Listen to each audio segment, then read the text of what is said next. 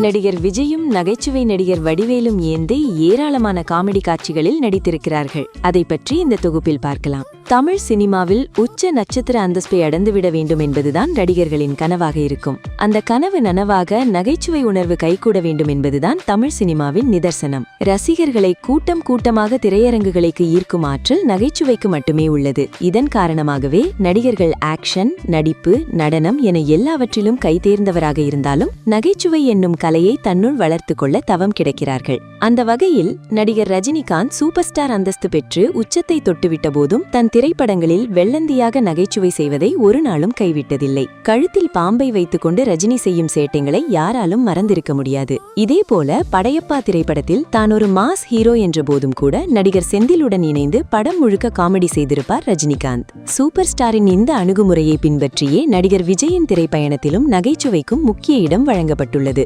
நடிப்பில் pass mark வாங்கிய கையோடு நகைச்சுவையிலும் தன்னை பட்டை தீட்டிக்கொண்டே வந்துள்ளார் விஜய். அந்த வகையில் சார்லி முதல் யோகி பாபு வரை பல முன்னணி நகைச்சுவை நடிகர்களோடு விஜய் நடித்துவிட்டாலும் சிரிப்பு அரசன் வடிவேலுவுடன் அவர் இணையும் போது அந்த நகைச்சுவை காட்சிகள் கூடுதலாக வசீகரிக்கும். அந்த வகையில் விஜய் வடிவேலு என்னும் கூட்டணியின் சிறப்பை அலசும் ஒரு சிறப்பு தொகுப்புதான் இது. விஜயும் வடிவேலுவும் காமெடியில் கதகளியாடிய முதல் திரைப்படம் என்றால் அது ஃப்ரெண்ட்ஸ் திரைப்படம்தான். மலையாள இயக்குனர் ஃபாசில் இயக்கத்தில் வெளியான இத்திரைப்படம் முழு நீள நகைச்சுவை படமாக அமைந்திருந்தது. இந்த திரைப்படத்தில் ஏற்கனவே 3 நாயகர்கள் இருந்த போதிலும் வடிவேலுவுக்கும் இதில் சரிசமமான ஒரு கதாபாத்திரம் வழங்கப்பட்டிருக்கும். இதை உணர்ந்த விஜயும் வடிவேலு ஸ்கோர் செய்ய வேண்டிய இடங்களிலெல்லாம் முழு ஒத்துழைப்பு வழங்கியிருப்பார். வடிவேலுவுடன் தோன்றும் காட்சிகளில் தன் பங்கிற்கு ரசிகர்களாய் சிரிக்க வைக்க என்ன செய்ய வேண்டும் என்பதை அளந்து செய்திருந்த விஜய் படம் முழுக்க வடிவேலு செய்யும் கோமாளித்தனங்களில் ரசிகர்கள் சிரித்துக் கொண்டிருக்க விஜயும் தன் பங்கிற்கு சிரித்த சிரிப்பையும் யாராலும் அவ்வளவு எளிதில் மறந்துவிட முடியாது. பகவதி திரைப்படத்தில் விஜய் வைத்திருக்கும் டீ கடையில் டீ மாஸ்டராக வேலை பார்க்கும் வடிவேலுவுடன் விஜய் போராடும் காட்சிகள் ஒவ்வொன்றும் இன்றும் ரசிகர்கள் நினைத்து பார்த்து சிரிக்கும் ரகம். தான் வேலை பார்க்கும் கடைக்கு தனது சொந்த ஊர்க்காரர் வந்துவிட அந்த குஷியில் அவருக்கு இலவசமாக டீ ஆஃபர் கொடுப்பார் வடிவேலு. ஆனால் அவர் ஒரு ஊரையே கூட்டி வந்து கடையை காலி செய்யும் போது வடிவேலு கொடுக்கும் ரியாக்ஷனும் அவருக்கு விஜய் கொடுக்கும் தண்டனையும் இந்த ஜோடியை அடுத்த கட்டத்திற்கு எடுத்துச் சென்றது என்றே சொல்ல வேண்டும். விஜய் வடிவேலு கூட்டணி உச்சம் தொட்ட திரைப்படம் என்றால் அது வசீகரா. இத்திரைப்படத்தில் ஆரம்பத்தில் வடிவேலுவிடம் பம்புவதும் பின்னர் வடிவேலுவை மிரட்டுவதும் என சேட்டை கூட்டியிருப்பார் விஜய். இந்த காலகட்டத்தில் வடிவேலு பார்த்திபன் ஜோடிக்கு இணையாக வடிவேலு விஜய் இணை நகைச்சுவையில் கொண்டாடப்பட்டது குறிப்பிடத்தக்கது. ஒரு கட்டத்தில் விஜய் படம் வணிக அளவில் வெற்றி பெறவில்லை என்றாலும் அதில் இடம்பெற்ற பாடல்களும் நகைச்சுவை காட்சிகளும் ரசிகர்களிடத்தில் பெரும் வரவேற்பை பெறத் தொடங்கியது. அதற்கு மிகச்சிறந்த உதாரணம் வசீகரா. இப்படம் வணிக ரீதியாக தோல்வியை சந்தித்தது. ஆனால் இதன் நகைச்சுவை காட்சிகள் இன்றளவும் தொலைக்காட்சிகளிலும் யூடியூபிலும் ரசிகர்களின் கவலைக்கு மருந்தாக மாறி வருகிறது.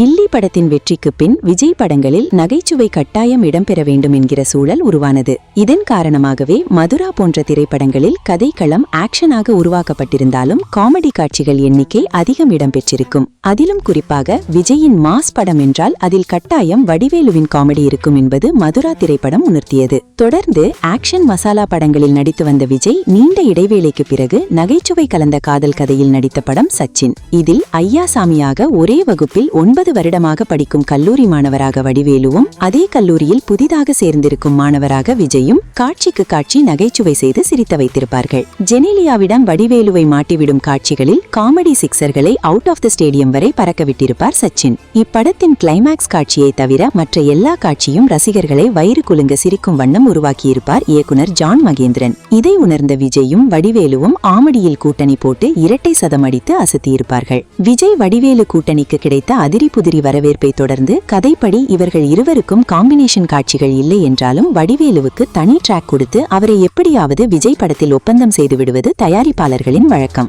அப்படிதான் போக்கரி படத்தில் வடிவேலுவுக்கு பெரிதாக விஜயுடன் பயணிக்கும் காட்சிகள் இல்லை என்றாலும் தனி டிராக்கில் வந்து போவார் வடிவேலு. ஒரு பக்கம் விஜயின் மாஸ் காட்சிகளுடன் மறுபக்கம் வடிவேலுவின் தமாஷ் காட்சிகளும் சேர்ந்து அந்த படத்தை பிளாக்பஸ்டர் படமாக மாற்றியது. 2011 வெளிவந்த காவலன் திரைப்படமும் விஜய் வடிவேலு கூட்டணியின் ஆகச்சிறந்த நகைச்சுவை படங்களில் ஒன்றாக அமைந்தது. வடிவேலு விஜய் இடையே நகைச்சுவை கூட்டணி பட்டையை கிளப்பும் என்பதற்கு காவலன் காவலன் திரைப்படம் ஒரு சிறந்த எடுத்துக்காட்டாக மாறியது. கண்ணதாசா, ஏசுதாசா, அப்துல் கலாமா, ஆப்ரஹாம் லிங்கனா என வடிவேலுவுக்கு இந்த திரைப்படத்தில் எழும் சந்தேகங்கள் ஒவ்வொன்றும் தமிழ் சினிமா வரலாற்றில் ஆழமாக பதிக்கப்பட்ட நகைச்சுவை காட்சிகளாக மாறின. காவலன் படத்துக்கு முன்பு சில தொடர் தோல்விகளால் துவண்டு போயிருந்தார் விஜய். அதேபோல் வடிவேலுவும் அரசியலில் சர்ச்சையை கிளப்பி சினிமாவுக்கு கொஞ்சம் கேப் விட தொடங்கியிருந்தார். அப்படியான தருணத்தில் இப்படம் இவர்கள் இருவருக்குமே கம்பேக்காக அமைந்தது.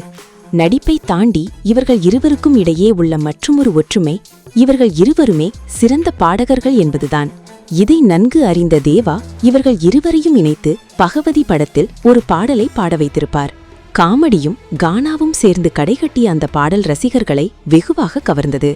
இதில் இன்னொரு ஆச்சரியம் என்னவென்றால், இப்பாடலில் வடிவேலு விஜய்க்கு இணையாக போட்டி டான்ஸ் ஆடி அசத்தியிருப்பார். தொடர் வெற்றிகள் கொடுத்தால் விஜய் மீது வைக்கப்பட்ட குற்றச்சாட்டு அவர் ஒரே மாதிரியான வேடத்தில் நடிக்கிறார் என்பதுதான். ஆனால் வடிவேலுவோ படத்துக்கு படம் விதவிதமான வேடங்களில் தோன்றுவது அவருடைய வழக்கம்.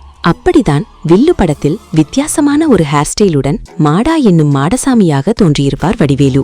அப்படம் வெற்றி பெறவில்லை என்றாலும் அன்றைய தினங்களில் அப்படத்தின் காமெடி காட்சிகள் ரசிகர்களிடம் பேசப்பட்டது. சில காரணங்களால் சினிமாவிலிருந்து நடக்காமல் விலகியிருந்த வடிவேலு ஒரு சின்ன கேப்பிற்கு பிறகு ரீஎன்ட்ரி கொடுத்ததும் விஜயின் மெர்சல் திரைப்படத்தில்தான். இந்த படத்தில் காமெடியனாகவும் குணச்சித்திர கதாபாத்திரத்திலும் நீண்ட இடைவெளிக்கு பிறகு ரசிகர்களை குஷிப்படுத்தியது இந்த கூட்டணி. வடிவேலுவை எப்படியாவது பார்த்துவிட மாட்டோமா என ஏங்கிக் கொண்டிருந்த ரசிகர்களுக்கு விஜயுடனே அவர் கூட்டணி அமைத்து களமிறங்கிய இரட்டை விருந்தாக மாறியது. வடிவேலு இல்லாமலும் பல படங்களில் காமெடியில் கலக்கியிருப்பார் விஜய். அதேபோல் விஜய் இல்லாத பல படங்களில் வடிவேலு தனிமுத்திரை பதித்திருப்பார். ஆனாலும் இவர்கள் இருவரும் சேர்ந்து கொடுத்த படங்கள் ரசிகர்களுக்கு என்றுமே ஸ்பெஷல் தான். அதனால்தான் இந்த கூட்டணி இணைந்த படங்களின் எண்ணிக்கை குறைவாக இருந்தாலும் அவை என்றென்றுமே ரசிகர்கள் மனதில் நீங்கா இடம் பிடித்தவையாக ஜொலித்துக் கொண்டிருக்கிறது.